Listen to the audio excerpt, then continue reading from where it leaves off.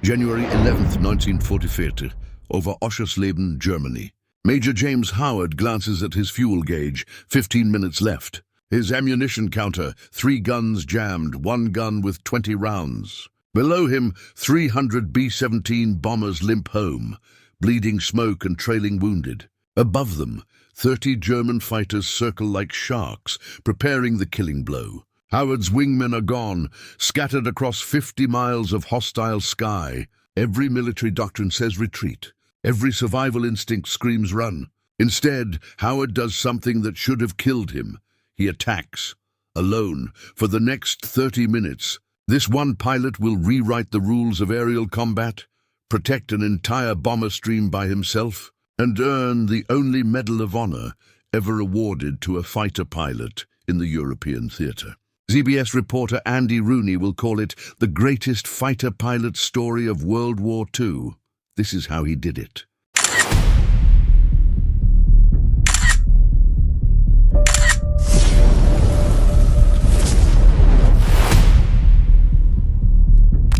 James Howell. Howard was born on April 8, 1913, in Canton, China, where his American parents lived while his father, Dr. Harvey James Howard, taught eye surgery at Canton Christian College. Howard's childhood was anything but ordinary. At age 11, he and his father were kidnapped by Manchurian bandits and held captive for 10 weeks before managing to escape, an experience that taught the young Howard about survival under pressure. The family returned to St. Louis, Missouri in 1927, when Dr. Howard joined the faculty of Washington University School of Medicine. James attended John Burroughs School in Ladue, excelling in academics but showing particular interest in anything mechanical. He graduated from Pomona College in Claremont, California in 1937, initially planning to follow his father into medicine.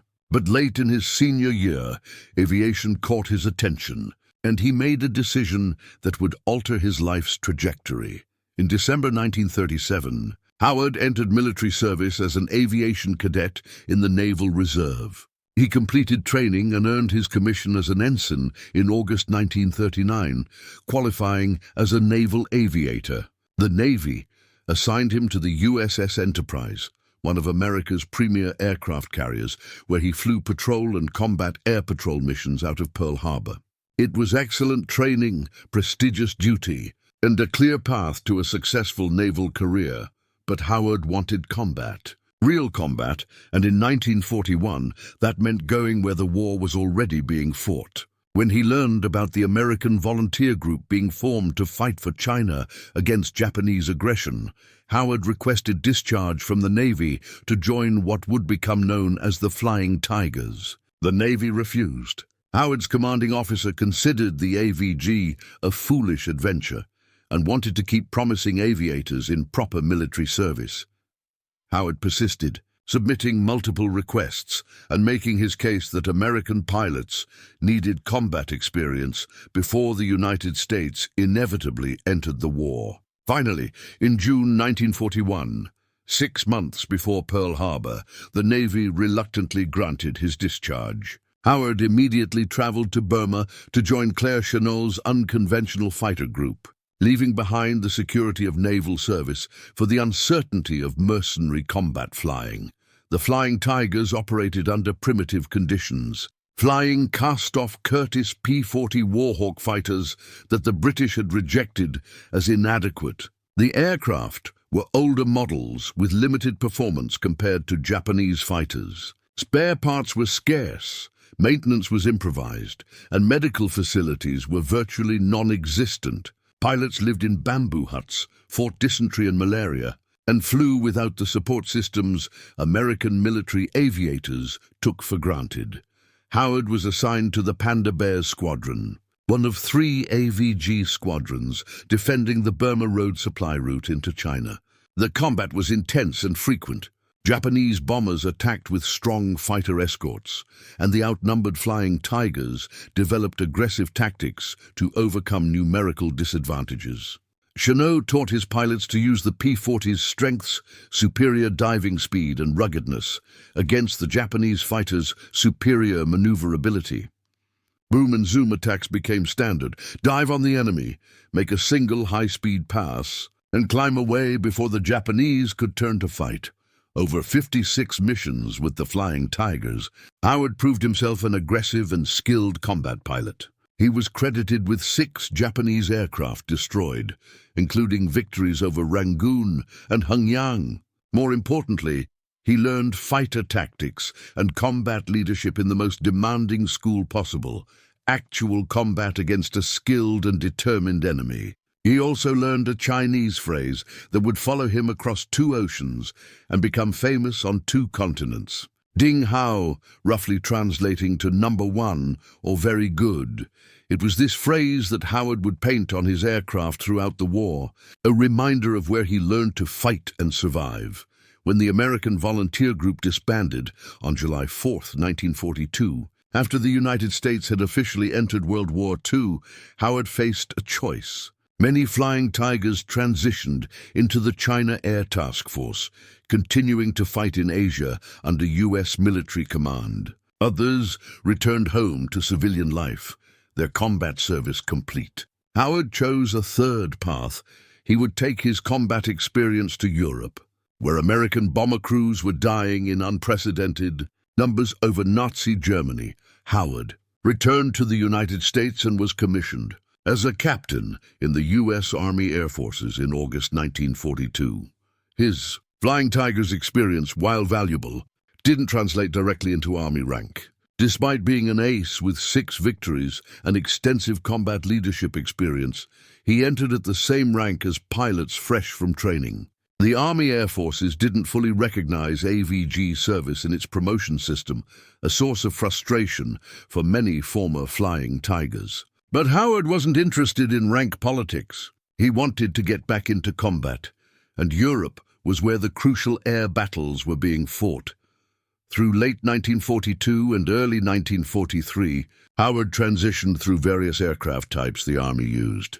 He flew the P-38 Lightning, a twin-engine fighter with long range but quirky handling. He flew the P-39 Airacobra, an unconventional design with the engine behind the pilot, decent in low-altitude combat but inadequate at the high altitudes where bomber escorts operated. None of these aircraft satisfied Howard or met the operational requirements for escorting bombers deep into Germany. In September 1943, Howard was promoted to major and given command of the 356th Fighter Squadron, part of the 354th Fighter Group based in the United Kingdom. The 354th was transitioning to a new aircraft that would change the air war, the North American P-51 Mustang. Early P-51 models had been good, but not exceptional fighters. But the P-51B, fitted with the Rolls-Royce Merlin engine and larger fuel tanks, transformed the design into potentially the best fighter aircraft of World War II. It combined speed, maneuverability, high-altitude performance, and most critically, the range to escort bombers all the way to targets deep in Germany. Howard took to the P-51B immediately. The aircraft's performance reminded him of the aggressive tactics he'd learned with the Flying Tigers. Unlike the P-38 or P-39, the Mustang could fight on equal or better terms with German fighters at any altitude. Its range meant Howard could stay with the bombers throughout their missions, rather than being forced to turn back partway, leaving the bombers unprotected. The Mustang was the weapon Howard had been waiting for, the tool that would allow him to apply everything he'd learned in China to the European theater. The 354th Fighter Group became operational in December 1943, flying escort missions for 8th Air Force bomber raids into Germany. The missions were grueling, 4 to 5 hours in the air, much of it at high altitude in sub-zero temperatures, flying in formation while maintaining constant vigilance for enemy fighters. Bomber crews depended entirely on fighter escorts for survival. Without protection, German fighters would savage bomber formations, inflicting unsustainable losses. The burden of responsibility weighed on every escort pilot. If you missed an attacking German fighter, 10 men in a bomber died. On December 20th, 1943, During an escort mission over Bremen, Howard scored his first aerial victory in Europe, destroying a Messerschmitt Bf 109. It was a clean kill, demonstrating that his combat skills hadn't diminished during his time away from flying.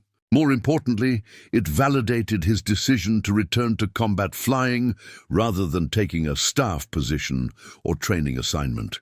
Howard was back where he belonged, in the cockpit fighting the enemy, protecting his fellow airmen from those who would kill them.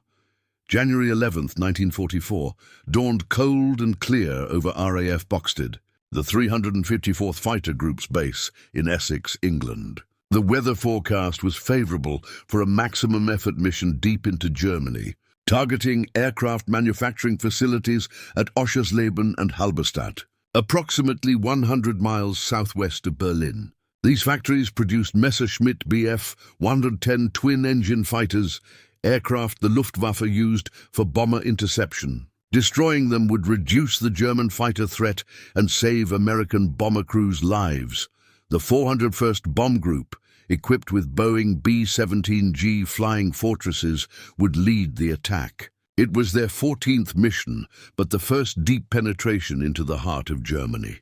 The round-trip distance exceeded 2,100 miles, requiring over 6 hours in the air and pushing both bombers and escorts to their operational limits. Weather would be marginal, with clouds over the target area complicating bombing runs. German fighter response would be fierce. Luftwaffe controllers always concentrated their forces against raids threatening critical industrial targets. Howard led the 356th Fighter Squadron, one of 3 squadrons from the 354th Fighter Group assigned to escort the bombers. His P-51B-5NA, serial number 436315, bore the name Ding Hao, painted on its nose in large letters, along with 6 Japanese flags representing his Flying Tigers victories. Beneath those flags, space remained for swastikas marking German kills. Howard hoped to add to that tally today, but more importantly, he intended to bring every bomber home safely. The mission profile called for the fighters to rendezvous with the bombers over the North Sea, escort them into Germany, provide protection during the bombing run, and escort them back until fuel required breaking off and returning to England. The P-51B's range allowed staying with the bombers longer than previous escort fighters, but even Mustangs couldn't escort all the way to Berlin and back. Math was unforgiving, fuel consumption, time aloft, and distance combined to create a point beyond which fighters had to turn back or risk running out of fuel over enemy territory. 50. P-51. Mustangs from the 354th Fighter Group took off from Boxted in the early morning darkness, formed up over England, and headed east across the cold, grey North Sea. Howard led his squadron at 25,000 feet, where the thin air and sub-zero temperatures made breathing difficult despite oxygen systems, and required constant vigilance against frostbite. The formation flew in disciplined units, maintaining position while scanning constantly for enemy aircraft. Luftwaffe fighters occasionally attacked escorts before they reached the bombers, hoping to deplete ammunition and fuel before the critical protection phase. The rendezvous with the bombers occurred as planned over the German border. 3 combat wings of B-17s, over 300 heavy bombers, droned steadily eastward in their characteristic box formations. Each bomber bristled with 50-caliber machine guns, creating overlapping fields of fire meant to protect against fighter attacks. But experienced Luftwaffe pilots knew the weak points. The nose cone where guns had limited traverse, the tail where a single gunner defended alone, and the vulnerable moments during the bombing run when formations opened up and individual bombers became exposed. Howard's squadron took position above and to the right of the lead bomber formation, the classical escort position allowing rapid descent to intercept attackers. The other 2 squadrons from the 354th positioned to cover the middle and rear formations. The tactical situation looked good. Adequate fighter cover, good visibility, bombers in tight formation. Howard settled in for the long flight to the target, unaware that within 2 hours, circumstances would force him into a situation no fighter pilot ever wanted to face. Alone, outnumbered, with the lives of hundreds of men depending entirely on his skill, courage, and willingness to die, protecting them. The bomber formation reached Oschersleben at approximately 1:30 p.m.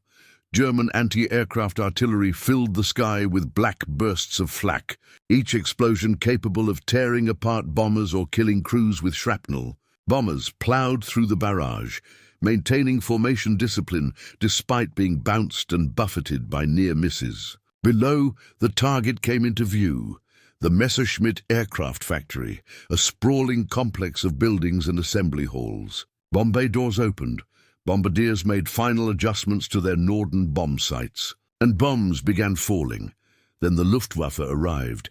German fighter controllers had tracked the bomber stream since it crossed the border, positioning interceptor units for maximum effect. As the bombers completed their run and turned for home, still vulnerable, with bomb bay doors open and formations disrupted, waves of German fighters struck from multiple directions. Focke-Wulf F-94, Messerschmitt Bf-98, and the twin-engine Bf-110 Zerstörer fighters dove into the bomber formations. Guns blazing, Howard's squadron immediately engaged, diving to intercept German fighters attacking the lead bomber formation. The sky filled with aircraft in violent combat, bombers struggling to reform, American fighters chasing German attackers, German fighters pressing attacks despite the escorts. Tracers streaked in every direction, smoke trails marked damaged aircraft, and the radio frequency became a chaos of warnings, position calls,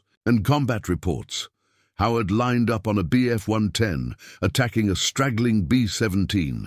The twin-engine German fighter was making a head-on pass, the most dangerous angle of attack, where the bomber's nose guns had limited effectiveness. Howard closed to 400 yards and fired a burst from his 4 50-caliber machine guns. The P-51 shuddered as the guns hammered, and tracers converged on the Bf-110. The German fighter's left engine erupted in flames. It rolled inverted and dove away, trailing fire and smoke. Kill confirmed, but in the chaos of the engagement, Howard's squadron scattered. Fighter combat was three-dimensional confusion. Aircraft maneuvering violently in all directions, altitude and speed constantly changing. In seconds, a tight formation could disperse across miles of sky. Howard found himself alone, his wingmen either pursuing other targets or dealing with their own threats. Standard procedure called for regrouping, reforming the squadron, and resuming escort duties as a coordinated unit. Howard climbed back toward the bomber altitude, scanning for his squadron members while maintaining awareness of the tactical situation. What he saw made his decision immediate and instinctive. The bomber formation was under sustained attack from what appeared to be over 30 German fighters, coming in waves from multiple directions. And there were no other American fighters visible. Either they were all engaged elsewhere, or they'd been driven off, or they'd used their ammunition and fuel and were heading home. Whatever the reason, 300 B-17s, carrying 3,000 American airmen, were facing annihilation with no protection. Howard could have tried to find his squadron. He could have radioed for help and waited for other fighters to arrive. He could have, under any reasonable interpretation of tactical doctrine, recognized that a single fighter couldn't protect an entire bomber stream and withdrawn to conserve his aircraft for future missions. No one would have questioned these decisions. They would have been entirely sensible, by-the-book responses to an impossible tactical situation. Instead, James Howard looked at those bombers, thought about the crews inside them, men with wives and children and parents waiting for them to come home, and made a different calculation. He had ammunition, he had fuel, and he had the skills learned in 56 missions over Burma and China. Those bombers needed protection, and he was the only one in position to provide it. The mathematics didn't matter, the odds didn't matter. What mattered was doing what fighter pilots existed to do: protect the bombers, no matter what. Howard pushed his throttle forward and dove to attack. Howard's attack was textbook Flying Tiger's tactics: high-speed dive, single devastating pass, climb away before the enemy could respond. He selected a FW-190, making a beam attack on the lead bomber element, dove from above and behind, and opened fire at close range. The German fighter exploded in mid-air, a clean kill. Howard pulled up hard, using the P-51's superior energy, retention to climb back above the bomber formation. Before other German fighters could react, the Luftwaffe pilots saw a lone American fighter and must have initially thought Howard was the advance element of a larger formation. They broke off their attacks momentarily, scanning for additional threats. When no other American fighters appeared, they recognized the truth. This single pilot was the only thing between them and 300 undefended bombers. They pressed their attacks with renewed aggression. Howard stationed himself above the bomber formation, positioning to dive on any German fighter making an attack run. When a Bf-109 rolled in toward the bombers, Howard dove to intercept, firing a burst that forced the German to break off. When 3 FW-190s set up for a coordinated attack from different angles, Howard picked the most dangerous, dove on it firing, and drove it away from the bombers. The other 2 abandoned their attacks, unwilling to press through with an aggressive American fighter on their tails.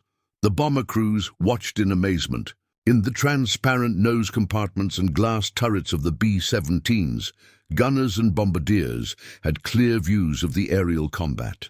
They saw a single P-51 with Ding Hao, painted on its nose, throwing itself repeatedly into formations of German fighters, breaking up attacks before they could develop, forcing enemy pilots to maneuver defensively rather than pressing their bomber attacks. Major Allison Brooks, leading the 401st Bomb Group, watched Howard's tactics with professional appreciation. This wasn't reckless courage. It was calculated aggression executed with precise skill. Howard developed a pattern: position above and behind the bombers. Watch for German fighters setting up attack runs. Dive to intercept before they reached firing range. Force them to break off, climb back to position, repeat. The Germans kept trying, approaching from different angles and altitudes, but Howard always seemed to be there, diving out of the sun or climbing from below, his guns hammering short bursts that forced evasive action. 15 minutes into the one-sided battle, Howard's first gun jammed. One of the 4 50-caliber machine guns overheated and stopped firing, a common malfunction in sustained combat. His rate of fire dropped by 25%. 10 minutes later, a second gun jammed. Now Howard was down to half firepower, but he kept attacking, conserving ammunition by firing shorter bursts and only when certain of hits. 25 minutes in, the third gun jammed. Howard was down to a single functioning gun with limited ammunition remaining. He pressed one more attack, destroying a Bf-110 that was lining up on a straggling bomber.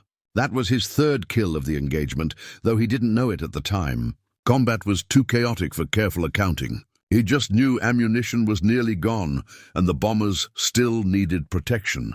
When the last gun emptied, Howard made a decision that defined his character and cemented his legend. With no ammunition remaining, no way to actually shoot down enemy fighters, he continued attacking. He dove on German fighters, setting up attack runs, close to firing range as if his guns were still loaded, and forced them to break off. The Germans couldn't know his guns were empty. They saw an aggressive American fighter diving at them, and their survival instincts took over. They evaded. For 5 more minutes, Howard bluffed. A single unarmed P-51 protecting 300 bombers through sheer audacity and the enemy's unwillingness to risk getting shot by what appeared to be a very dangerous American pilot. The tactical situation Howard created was unprecedented in aerial combat history. 30 German fighters equipped with full ammunition and fuel, facing a single American fighter with empty guns, and the Germans were the ones unable to press their attacks. Every time they tried to set up a bomber attack run, Howard dove at them, and their training and instincts forced defensive maneuvers. The psychological effect of an aggressive opponent, even one who couldn't actually harm them, overwhelmed tactical logic. Howard later described his thinking during this phase in characteristically simple terms. "I seen my duty and I done it." But the reality was more complex. He was executing a sophisticated tactical deception, using positioning, angles of attack, and timing to maximize the threat his presence represented. He varied his attack angles so the Germans couldn't predict where he'd come from. He focused on fighters already committed to attack runs, the moments when they were most vulnerable and least able to maneuver. He used the sun and cloud positions to hide his approach until the last moment. Most critically, Howard understood German fighter pilots' psychology. Luftwaffe pilots were skilled and brave, but they were also highly trained and followed tactical doctrine. Their doctrine emphasized self-preservation. Break off attacks when threatened by enemy fighters, don't press into heavy defensive fire, conserve aircraft and pilots for the long war of attrition. Howard exploited this doctrine by making every attack appear more dangerous than it actually was. Forcing the Germans to follow their training and break off, the bomber crews began to understand they were witnessing something extraordinary. Radio chatter filled with wonder and admiration. "That crazy Mustang driver is saving our butts. Who is that guy? He's everywhere." Colonel Harold Bowman, commanding the 401st Bomb Group, watched Howard's tactical display with increasing amazement. Bowman had commanded bomber missions throughout 1943, witnessed countless fighter battles, and understood aerial tactics intimately. What Howard was doing shouldn't be possible. One fighter couldn't hold off 30. The mathematics didn't work. Yet somehow, impossibly, it was working. Howard's fuel situation was becoming critical. The P-51B carried 269 gallons of internal fuel, plus external drop tanks that had been emptied and jettisoned earlier in the mission. High-speed combat maneuvering consumed fuel at tremendous rates, far exceeding normal cruise consumption. Howard had been in continuous combat for over 30 minutes, making repeated full-throttle dives and climbs, burning fuel at emergency rates. His gauges showed approximately 15 minutes of fuel remaining, barely enough to reach friendly territory if he left immediately. But the bombers were still 20 minutes from the relative safety of the German border, where additional American fighters would meet them for the flight home. If Howard left now, those bombers would be defenseless for 5 critical minutes while the Luftwaffe pressed attacks. Howard looked at his fuel gauge, looked at the bombers below still under threat, and made a calculation that perfectly captured his character. Bomber crews' lives outweighed his own survival. He would stay until his fuel situation became absolutely untenable, then try to make it home on fumes. The German attacks continued, but with decreasing intensity. Luftwaffe pilots were also running low on fuel and ammunition after 30 minutes of combat. More importantly, they'd suffered casualties from their perspective. Several of their aircraft had been damaged or destroyed by that incredibly aggressive American pilot, and they'd failed to significantly damage the bomber formation despite overwhelming numerical advantage. Their mission was failing. Group commanders began ordering withdrawal, directing their pilots to break off and return to base rather than continue throwing aircraft against what appeared to be a well-defended target. Howard noticed the German fighters pulling away, climbing and turning back toward Germany. The immediate threat was diminishing. Fresh American Escort fighters appeared from the west, arriving to cover the bombers for the flight home. Howard's fuel gauge showed critical levels, barely enough to make it back if he was very lucky, and the winds were favorable. Howard broke off from the bomber formation and turned west toward England and safety. His fuel gauge showed nearly empty, the needle hovering at the bottom of the range. At high altitude, the P-51B's Merlin engine could run lean, stretching every gallon of fuel to maximum range, but there were limits to how far Howard could glide if the engine quit. He descended gradually, trading altitude for distance, watching the German countryside pass slowly beneath him. Every mile closer to England was a mile he wouldn't have to walk if he had to bail out or crash land. The English Channel appeared ahead, cold and grey and uninviting. Howard coaxed his Mustang across the water, the engine running smoothly on the last vapors in the tanks. The English coast materialized through haze, and Howard picked out landmarks identifying his position. RAF Boxted was 30 miles inland, and he had perhaps 5 minutes of fuel remaining. He couldn't make it to base. He needed to find the nearest airfield, any airfield, and land immediately. A small RAF fighter station appeared below, runways visible through broken clouds. Howard radioed his emergency, lined up for landing, and brought the P-51B down in a perfect approach. The wheels touched just as the engine coughed and died, the last fuel exhausted. Howard rolled to a stop and sat in the cockpit for a moment, processing what had just happened. He had just fought the longest single-pilot air battle in history, protected an entire bomber formation against 30 enemy fighters, and made it home alive on an empty tank. It seemed impossible, yet here he was. Ground crew swarmed the aircraft, amazed that Howard had made it back at all. They examined the Mustang and found 3 of 4 guns jammed, the 4th empty. Multiple light damage from German defensive fire, and fuel tanks completely dry. If Howard had stayed in combat even 2 minutes longer, he would have run out of fuel over Germany and either been captured or killed trying to evade through enemy territory. He'd cut the margins as thin as possible and survived through a combination of skill, luck, and sheer determination. Back at RAF Boxted, the 354th Fighter Group waited anxiously for news of their pilots. Howard's squadron members straggled back, reporting they'd become separated during the initial engagement with German fighters and had been unable to rejoin. They assumed Howard had either been shot down or had returned to base separately.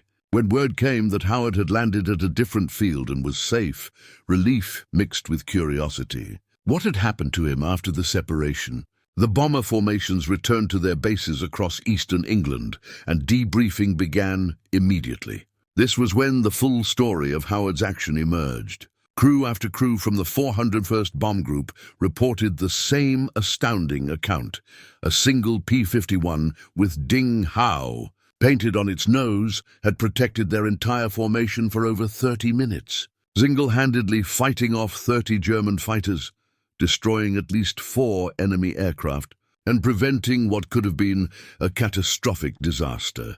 Major Alison Brooks' initial report to his commanders used a phrase that would become famous. Howard had been a one-man air force. Colonel Harold Bowman immediately began investigating who this pilot was. The bomber crews knew they owed their lives to whoever flew that lone Mustang.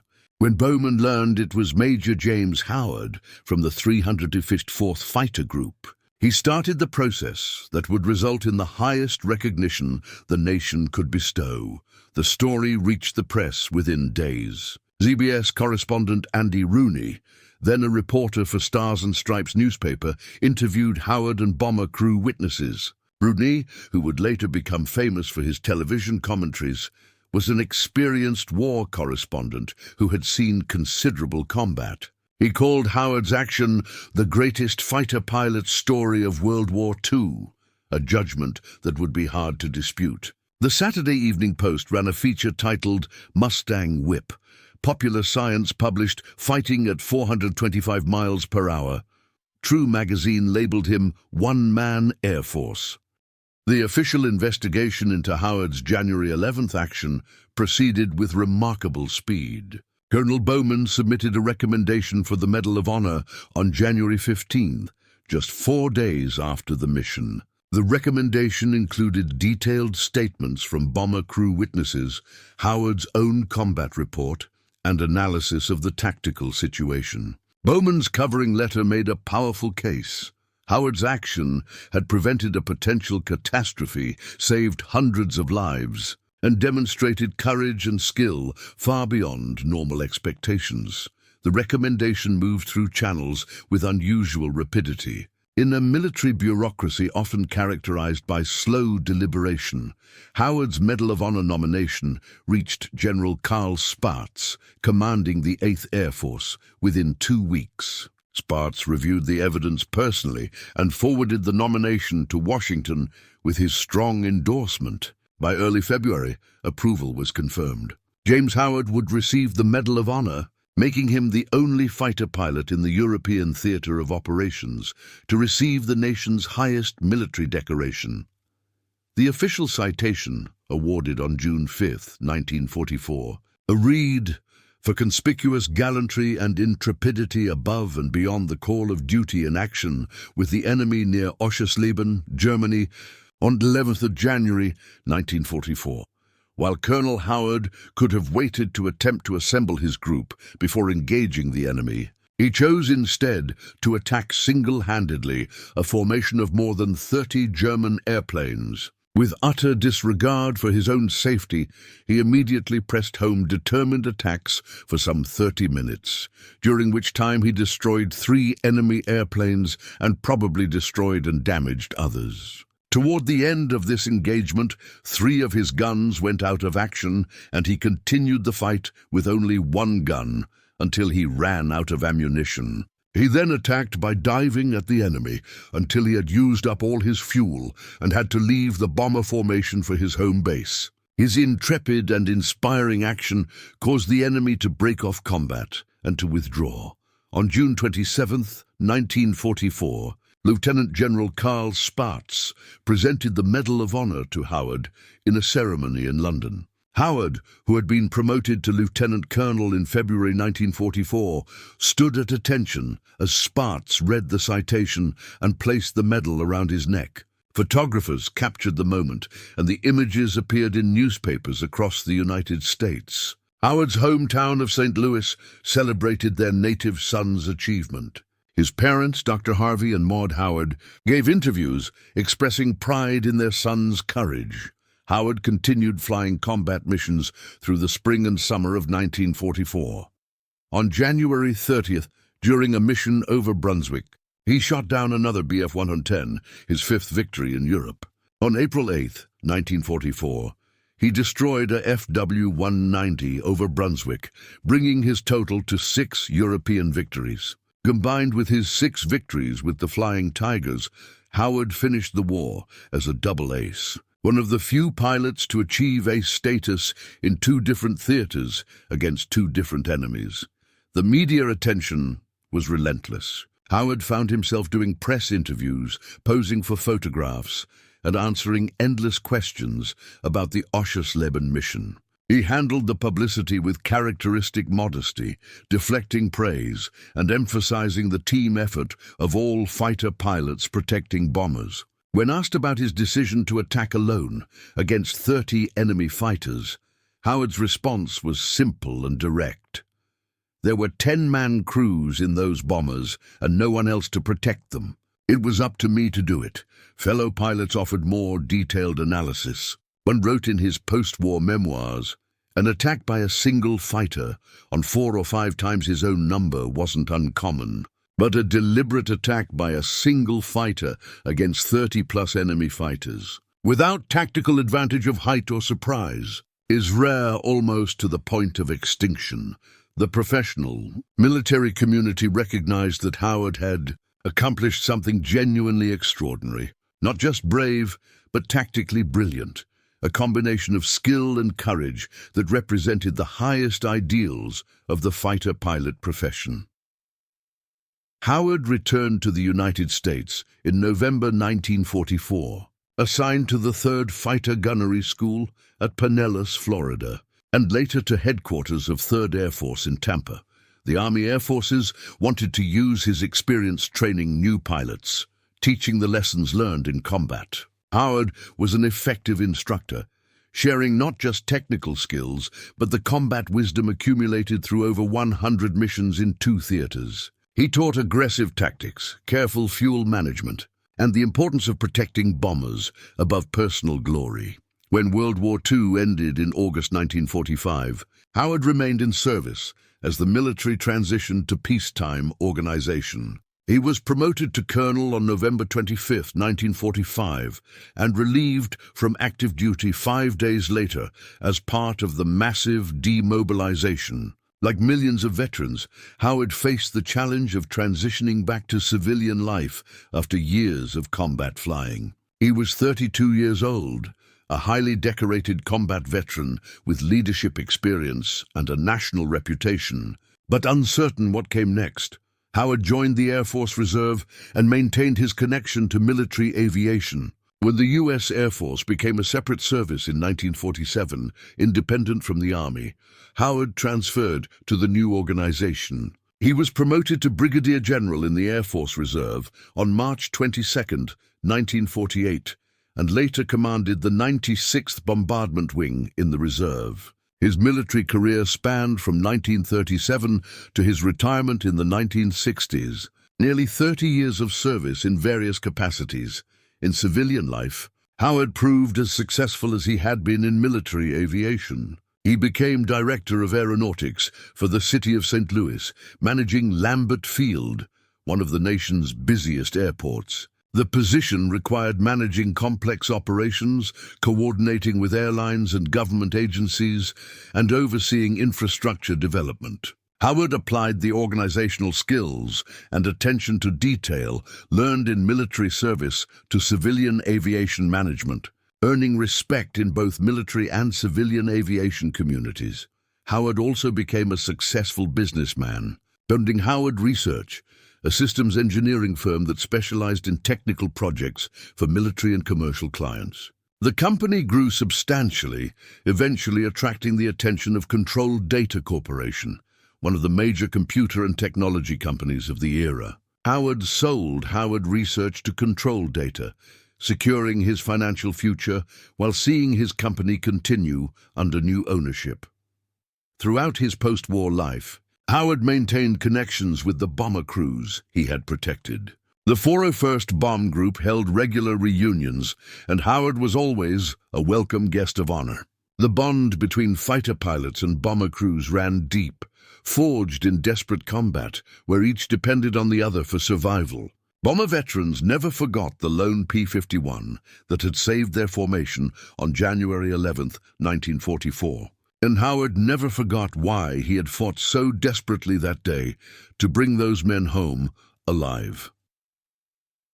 In 1991, at age 78, Howard published his autobiography titled Roar of the Tiger, recounting his experiences with the Flying Tigers and his Medal of Honor action. The book provided detailed first-hand accounts of air combat in both the Pacific and European theaters, valuable historical documentation from a participant who had experienced both campaigns. Howard's writing style was straightforward and factual, focusing on events and tactics rather than dramatization. The book found an appreciative audience among aviation historians, veterans, and military aviation enthusiasts. Howard's later years were spent in Florida, where he retired to enjoy the warm climate and proximity to military aviation facilities. He maintained friendships with fellow Flying Tigers and fighter pilots from the European theater, attending reunions and aviation commemorations. Despite his Medal of Honor and public recognition, Howard remained remarkably modest about his accomplishments. Preferring to let his actions speak rather than seeking publicity, James H. Howard died on March 18, 1995, in San Antonio, Texas, at age 81. His obituary appeared in newspapers across the country, reminding a new generation of Americans about the fighter pilot who had single-handedly protected 300 bombers from 30 German fighters. He was survived by his wife, 2 sons, and numerous grandchildren. The Air Force honored him with full military honors at his funeral, recognizing a life of exceptional service spanning nearly 6 decades. Howard's decorations included not only the Medal of Honor, but also the Distinguished Flying Cross with oak leaf cluster, the Air Medal with 15 oak leaf clusters, the Chinese Army Navy Air Corps Medal, Class A, First Grade, and various campaign and service medals from both World War II theaters. Each decoration represented specific acts of courage and skill, but they all paled beside the simple fact of his January 11, 1944 action, one man protecting 300 bombers because it was the right thing to do. Regardless of the odds, James Howard's Medal of Honor action on January 11, 1944, represented the ideal of the fighter pilot profession: protect the bombers at all costs, regardless of personal risk. This principle, seemingly simple, required extraordinary courage to execute. Fighter pilots were trained to be aggressive, to seek combat, to destroy enemy aircraft. But the primary mission in the European theater wasn't destroying German fighters. It was ensuring bombers reached their targets and returned safely. Every German fighter destroyed was simply a means to that end. Howard embodied this understanding perfectly.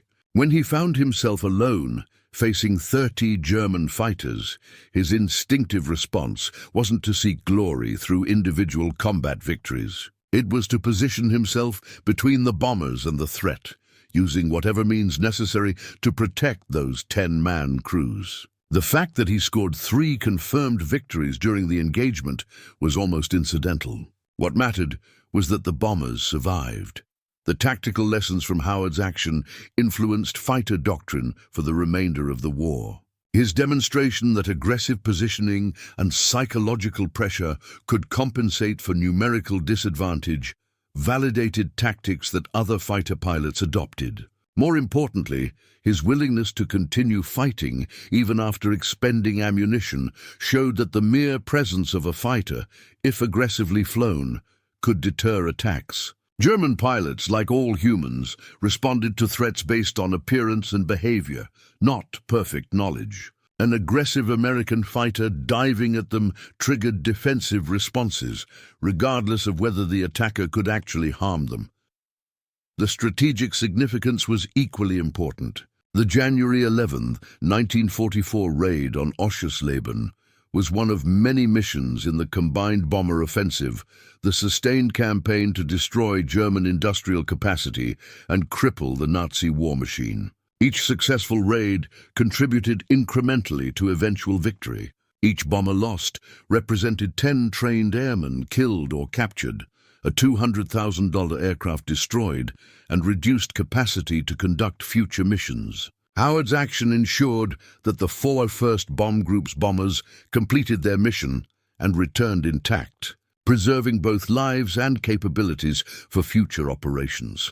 Howard's status as the only fighter pilot in the European theater to receive the Medal of Honor sometimes sparks debate. Many fighter pilots performed extraordinarily brave actions, protected bombers at great personal risk, and died in the attempt. Why did Howard receive the nation's highest decoration while others received Distinguished Flying Crosses or Air Medals? The answer lies partly in the unprecedented nature of his specific action, the overwhelming odds he faced, and the clear documentation from bomber crew witnesses. But it also involved timing, circumstances, and the advocacy of commanders who recognized exceptional achievement and ensured it received appropriate recognition.